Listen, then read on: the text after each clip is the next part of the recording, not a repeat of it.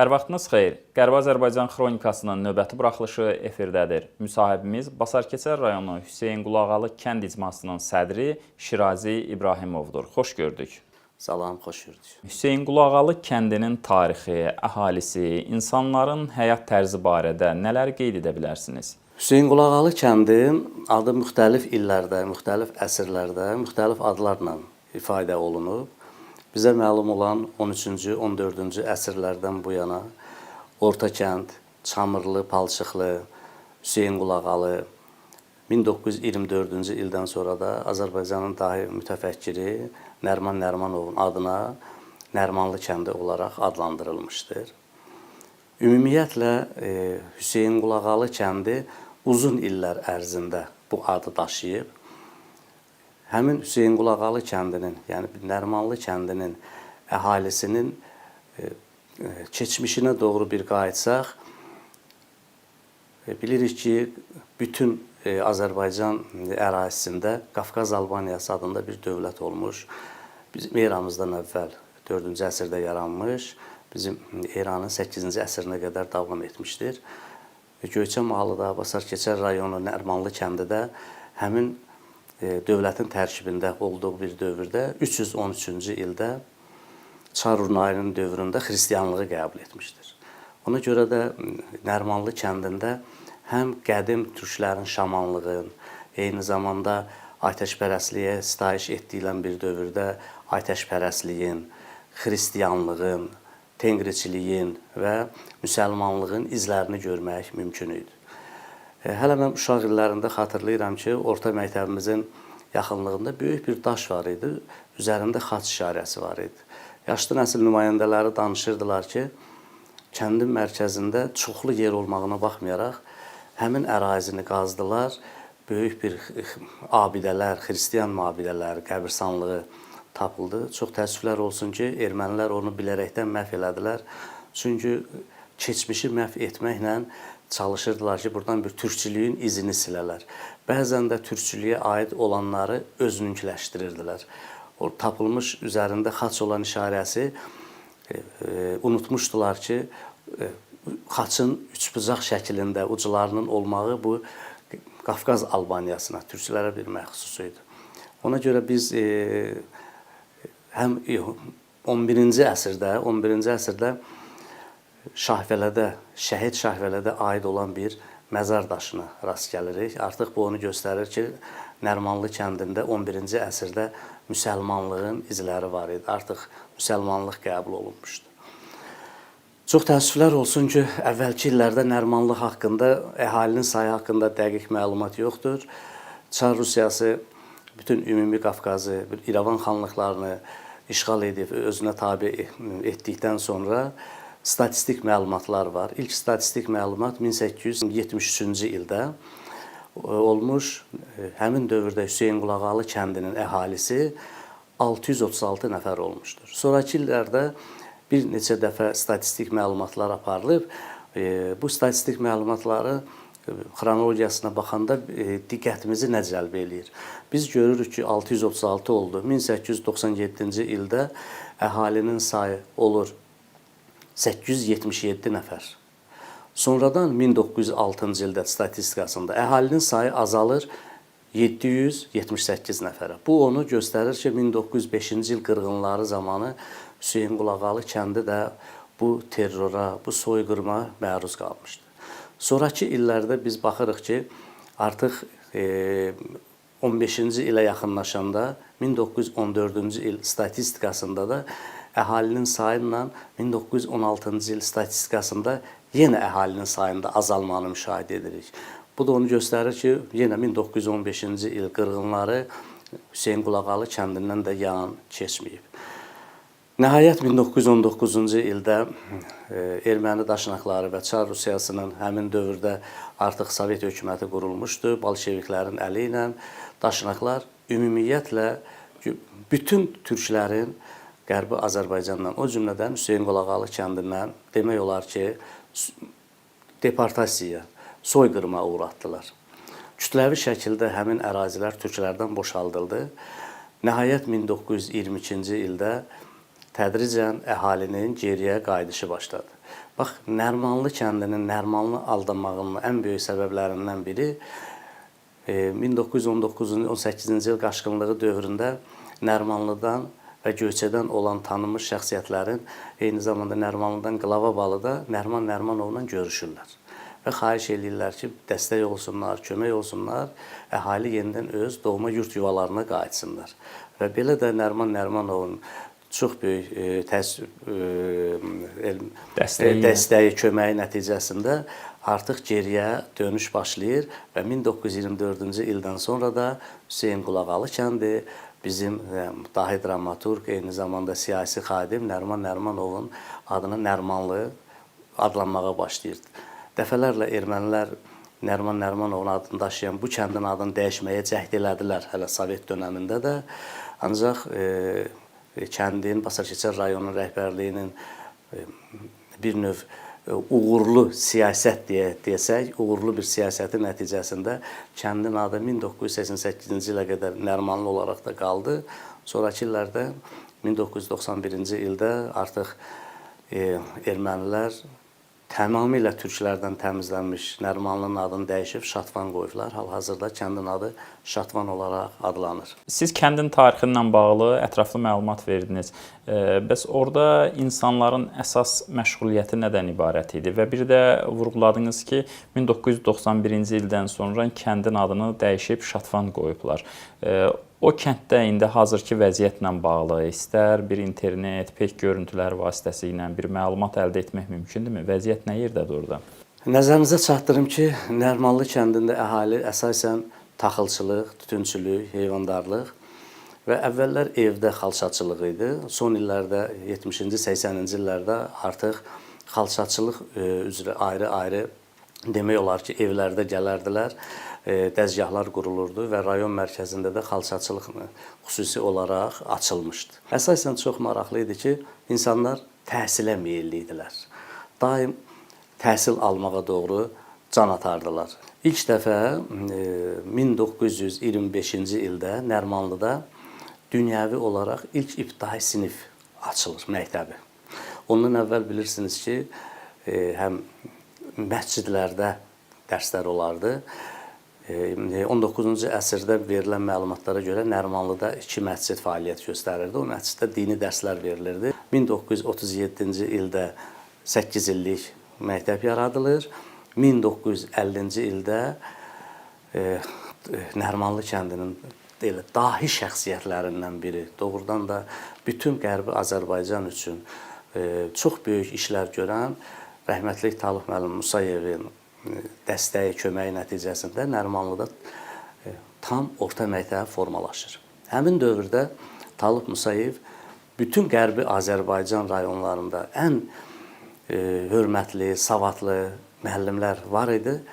Demək olar, əksəriyyətini Nərimanlıya dəvət edir. Nərimanlının elmə, təhsilə bağlı olmağının kökündə Nərimanlı məktəbinin müəllimlərinin çox böyük zəhməti var. Artıq qısa zaman ərzində demək olar ki, 60-cı illərdə artıq Bakı şəhərində, Azərbaycanın ayrı-ayrı mərkəzi təhsil ocaqlarında Nərimanlı kəndində anadan olan insanlar müəllim kimi fəaliyyət göstərirdilər. Artıq tədricən Nərimanlı Göyçə mahalının bir akademiyası adını, statusunu qazanmağa başlayırdı. Nəzərinizə çatdırım ki, statistik məlumatlar artıq yekunlaşıb. Nərimanlı kəndindən 11 elmlər doktoru vardır, professor vardır. Bir nəfər Elmlər Akademiyasının müxbir üzvüdür. 34 nəfər fəlsəfə doktorudur. 19 nəfər dissertant və doktorantı var. Bütün bunlarla yanaşı ayrı-ayrı ixtisaslar üzrə də Nərimanlı kəndindən demək olar ki, mütəxəssislər çoxdur. Mən bir həkim olaraq həkimlər haqqında bir məlumat vermək istəyirəm ki, hal-hazırda Nərimanlı kəndindən 153 nəfər həkim fəaliyyət göstərir. Bunların içərisində qeyd elədiyim kimi akademiyanın müxbir üzvündən tutmuş, ən sıravi həkimliyə qədər həkimlərimiz var. Başqa sahələrdə də mütəxəssislərimiz çoxdur. Sovet dönəmində hələ SSR Ali Sovetinin deputatı Nərimanlıdan olan deputat, Nərimanlı kökənli deputatı olub. Gülnaz xanım. Bizim Azərbaycan Respublikasında öz dəsti xətti ilə seçilən elm adamlarından rəhmətli Səfiyar müəllim Musayev, professor Səfiyar müəllim Musayevdir. Milli Məclisin deputatı da olub. Bəli. Məşhur 91-lərdən. Məşhur 91-lərdən olub. Bəli, doğrudan da Səfiyar müəllim bu il 90 illiyi oldu. Planlaşdırılıb ki, Səfiyar müəllimin yüksək səviyyədə 90 illiyi qeyd olunsun. Çünki rəhmətli Səfiyar müəllim Musayev öz elinə, obasına, xalqına, dövlətinə bağlı insanlardan biri idi. Eyni zamanda həmin dövrlərdə ayrı-ayrı universitetlərdə kafedra müdirləri, professorlar kimi fəaliyyət göstərən Nərmanlı kökənli insanlar Mahmud və Maqsud Cəlilovlar ki, qardaşlar, bunlar eyni zamanda biz bayaqlarımı qeyd elədik, tibb sahəsində adının Ginnesin rekordlar kitabına düşən Nuri müəllim Bayramov aparılan Türkiyə klinikalarında aparılan cərrahi əməliyyatlara, orqan köçürülməyinə görə Ginnesin rekordlar kitabına da düşdü. Azərbaycan Elmlər Akademiyasının müxbir üzvüdür. Siz ötən əsrin əvvəlində ermənilərin Azərbaycanlılara qarşı törətdiyi hadisələrdə Nərmanlı kəndinin, Hüseynqulu Ağalı kəndinin də böyük bir ziyan çəkdiyini vurğuladınız. Əhalinin sayında azalma olduğunu vurğuladınız. Bəs 1948-53-cü ilin deportasiyasında, 1988-ci il hadisələrində Hüseynqulu Ağalı, Nərmanlı sakinləri hansı sınaqlarla, çətinliklərlə üz-üzə qalıb? 1948-53-cü il deportasiyasına qədər 2-ci Dünya müharibəsi ərəfəsində demək olar ki, yerli, yersiz, yaşının az və olmağına baxmayaraq Nərmanlı kəndinin əksəriyyətinin müharibəyə göndərilmişdi. 170 nəfər 2-ci Dünya müharibəsində iştirak edib Nərmanlı kəndindən. 98 nəfər rəhmətə gedib. 72 nəfər müharibədən sağ qayıdanlar idi. Bizim yadımdadır ki, rəhmətli Əvəz müəllim, eyni zamanda qonşumuz Sayat Quliyev deyirdilər ki, müharibədə çox böyük qəhrəmanlıqlar göstəriblər, orden və medallarla təltif olunmuşdular. Elə ki, müharibənin təzəcə qurtarıb, artıq təzə-təzə insanlar yaşamağa, təzə-təzə rahat bir həyat yaşamaq istəyirdilər. Yeni bir bəla, yeni bir soyqırım, deportasiya başladı. 48-53-cü illərdə Nərmanlı kəndindən əsasən Aran bölgələrinə, hal-hazırda da yaşayanlar Bərdə rayonunun Kətəlparaq kəndində formalaşırlar. Nəzərinizə çatdırım ki, həmin ildə bizim ailəmizdə köçürülür. Danışırdı ki, atam, biz qağa deyərdik, rəhmətli qağam danışırdı ki, bir gecədə 2 qardaşım rəhmətə getdi. Qızdırmadan, dağlıq ərazilərdən köçürülən insanlar qızdırmadan 2 nəfər rəhmətə getdi. Tək bizim ailədən əgər bir gündə 2 nəfər rəhmətə gedibsə, indi siz ümumi bütün, nəinki Nərmanlı, bütün Qərbi Azərbaycan insanlarının hansı əziyyətə, hansı əzablara düçar olduğunu təsəvvür etməmək çətin deyil. Tək 48-53 ilə də bitmirdi. Ayrı-ayrı dövrlərdə tanınmış şəxsiyyətlərə qarşı bir mənəvi bir terror idi, hücum idi. Çalışırdılar ki, o insanları ləkələsinlər. Sovet dönəmində partiya sıralarından ləkələyib çıxartmaqla onların o işgüzarlığının, rəhbər işçi kimi gözəl fəaliyyətinin türklərə, Azərbaycanlılara dəstək kömək olmağının qarşısını almaq üçün ləkələməklə məşğul idilər. Nəhayət 1988-ci ildə də artıq istəklərinə demək olar ki, nail oldular. Bu günlərim Nərmanlı kəndinin dünyasını dəyişən insanların dəfn olunduqları yerləri nəzərinizə çatdırsam, artıq bu bir xəritədə bir tablo kimi cızılmış olar ki, bir balaca Nərmanlı kəndindən deportasiya, soyqırıma məruz qalan insanlar neçə rayonlara, neçə kəndlərə Azərbaycan daxilində və eyni zamanda dünyanın hər yerinə məcburiyyətlə köç etmişlər. 1988-ci il deportasiyası zamanı bütün Qərbi Azərbaycan kəndləri kimi Nərmanlı kəndinin sakinləri də fiziki təzyiqlərə məruz qalanlar oldu. Həmin dövrdə dünyasını dəyişənlər oldu. Həmin dövrdə Nərmanlıda dünyasını dəyişməyib, xəstəlik tapan insanlarımız oldu. El arasında da deyirdilər ki, bu qədər həyəcan, stressdən dünyasını dəyişənlərimiz çox oldu. Və Nərmanlı bir göyçək mahalı uzun ömürlər diyarıdır. Çox təəssüflər olsun ki, 1988-ci ildə biz 6 nəfərin, 10 nəfərin erməni terroruna məruz qalıb öldüyünü təkcə deyə bilmərik.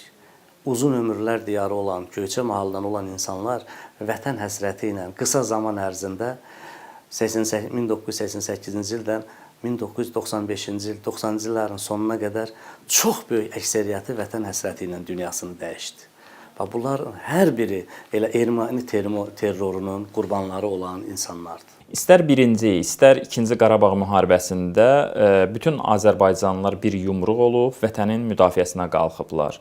Həm birinci, həm də ki ikinci Qarabağ müharibəsində Nərmanlı sakinlərindən, eləcə də Nərmanlı kökənli gənclərdən iştirak edənlər olubmu? Onların sayı barədə dəqiq məlumat varmı? Nəzərinizə çatdırım ki, 1-ci Qarabağ müharibəsində Nərmanlıdan 92 nəfər döyüşüb. 19 nəfər şəhidlik zirvəsinə ucalıb. 1 nəfər milli qəhrəman Abdullayev Şövqiyar Cəmiloğlu və 2 nəfər igidliyə görə medalı ilə təltif olunub. Həm Məmişov Şükür və eyni zamanda Mehdiyev Cehdi. Və adlarını çəkmədiyim digər şəhidlərimiz də hər biri çox böyük qəhrəmanlıqlar keçirmişdir. 2-ci Qarabağ müharibəsində Nərmanlıdan 78 nəfər iştirak edib. Onlardan 3 nəfər şəhidlik zirvəsinə ucalıb. Sonradan İran İslam Respublikasının səfirliyində çox vəhşicəsinə qətlə yetirilən, öldürülən Orxan Əsgərov da Nərmanlı kökənlidir, Rizvan doktorun övladıdır. Bunlardan əvvəl hələ Sovet dönəmində Əfqanistan müharibəsində də Nərmanlı kəndi həmişə öz qəhrəmanlığından seçilib. Həmin dövrdə də Əfqanistanda dünyasını dəyişən, rəsmi olaraq şəhidlik statusu ala bilməyən şəhid İbadət Abbasov da hamımızın xatirələrindədir, unudulmuyor. Sovet dönəmində baş verən faciələrin aradan qaldırılmağında da Nərmanlı kəndinin əhalisi sevərəkdən vətən üçün öz xidmətini göstəriblər. Çernobıl faciəsində Nərmanlıdan 7 nəfər iştirak edib və əlillik dərəcəsi almışdır. Bütün bunlar onu göstərir ki, Nərmanlı kəndinin əhalisi təkcə elmlə, təhsillə ad çıxartmayıb. Eyni zamanda bir qəhrəmanlıq nümunəsi də göstərmişdir. 1988-ci ildən sonra bütün Azərbaycan əhalisinin vətənsevər övladları kimi Nərmanlı gəncləri də Qarabağı işğaldan azad edərək Azərbaycanımızın bütövlüyünün bərpa olunacağına çox inanırdılar. Bax, ona görə də hamılıqla döyüşə atıldılar. Təəssüflər olsun ki, həmin dövrdə bu missiyanı yerinə yetirə bilmədik. Uzun illərdən sonra 2020-ci ildə Cənab Prezidentin, Ali Baş Komandanın, müzəffər ordumuzun, əsgər və zabitlərimizin əməyi, rəşadəti, qoçaqlığı, şücaəti nəticəsində biz Qarabağı işğaldan azad edə bildik. Həmin dünyasını dəyişən şəhidlərimizin uzun illər ruhları səmalarda mən inanıram ki, şad deyildi. Ancaq 20-ci ildən bütün şəhidlərimizin hamısı 2020-ci ildən sonra cəmi şəhidlərimizin ruhu şaddır. Bu günlərim bax bu əldə olunan qələbələrdən ruhlanaraq Qərbi Azərbaycan ictimaiyyəti də, əhalisi də Qərbi Azərbaycana qayıdış üçün qəlblərində yeni bir işıq yaranıb. Yeni bir qığılcım yaranır. Tarixi torpaqlarımız uğrunda mübarizəyə, Qərbi Azərbaycana dinc qayıdışa Hüseynqulağalı sakinləri necə dəstək olurlar? Qərbi Azərbaycan icması yaradıldıqdan sonra Nərmanlı kəndi bir aydan sonra Qərbi Azərbaycan icmasının mərkəzi aparatında toplanaraq Qərbi Azərbaycan icmasını bir görüşünü keçirdilər. Həmin görüşdə Nərmanlı kəndinin ağsaqqalları da, gəncləri də, məndən böyük olanları da, yaşdan kiçik olanları da, elm xadimləri də o görüşdə iştirak edirdilər. Mənim Nərimanlı kənd icma sədri olmağım istənildi. Birinci növbədə Qərbi Azərbaycan icması, Nərimanlı kənd icması yaradılanda hamılıqla əl-ələ verərək deportasiyaya məruz qalan insanların siyahısı hazırlandı. 1988-ci illərdə deportasiyaya məruz qalan insanların 3000-dən artıq insanın deportasiyaya məruz qaldığı məlum oldu. Sonrakı illərdə Qədir müəllim Aslanın Göyçə Şəhidləri kitabından və eyni zamanda Qərbi Azərbaycan icmasının sədri Əziz müəllim Ələkbərlinin qeydləri, yazdığı kitab əsasında qısa zaman ərzində Nərimanlı şəhidlərinin hər birinin məlumatlar yenidən mükəmməlləşdirildi. Olmayanlar da əlavələr olundu. Həmin mənbələrdən əlavə Birinci Qarabağ müharibəsi iştirakçıları, İkinci Qarabağ müharibəsinin iştirakçıları bunlar dəqiqləşdirildi. İkinci Dünya müharibəsində iştirak edən iştirakçılar, itkin düşənlər, rəhmətə gedənlər, qayıdıb gələnlər bu siyahılar dəqiqləşdirildi. Əvvəlki siyahılarda da adı var idi. Niftali müəllim Quliyevin kitabında da var idi. Orada olmayanlar da dəqiqləşdirildi, əlavə olundu. 3000-dən artıq Nərimanlıda deportasiya zamanı əhali var idi. Bugün Nərimanlıda cəmi 460 nəfər əhali yaşayır. Evlərin böyük əksəriyyəti dağıdılıb. Dağılmağına baxmayaraq, kimin evinin yerində bir daş var idisə, onun üzərinə həmin ev sahibinin adını yazdıq. Və bu bütün Nərimanlı yox, bütün Qərbi Azərbaycana şamil olundu. Mən bunu bir neçə dəfə də vurğulamışam. Mən həmin gün sevindiyimdən ağlamışdım ki, artıq neçə illər də keçsə, əgər yaxın müddətdə biz o doğma torpaqlarımıza gedə bilməsək, o evləri tanıyanlar dünyasını dəyişsə də belə, Nərimanlı kökənli insanlar, gənclər həmin o peyk görüntülərindən istifadə edərək öz dədə-baba evlərini asanlıqla tapacaqlar. Və nəzərinizə çatdırım ki, Nərimanlıda bütün toponimlər, dağların, dərələrin, bulaqların adları da peyk görüntülərlə qeyd olunub. Və bütün bunlar bir daha sübut eləyəcək ki, gələcək üçün doğrudan da Nərimanlı və digər kəndlər də Qərbi Azərbaycanın ümumiyyətlə bütün əraziləri, kəndləri həmişə türklərin olub. İnanıram ki, yenə də türklərin, Azərbaycanlıların olacaq. Mən buna da inanıram. Və inanıram ki, biz Nərimanlı kəndinə qısa zaman ərzində cənab prezidentimizin apardığı siyasət nəticəsində biz rahat, sakit, müharibəsiz, döyüşsüz qayıdacağıq. Studiyamıza gəldiyinizə görə təşəkkür edirik. Mən sizə təşəkkür edirəm. Xatırladım ki, bugünkü müsahibimiz Qərbi Azərbaycan icmasının Basarkeçər rayonunun Hüseynqulu Ağalı kənd icmasının sədri Şirazi İbrahimov idi. Yolumuz Qərbi Azərbaycanadır.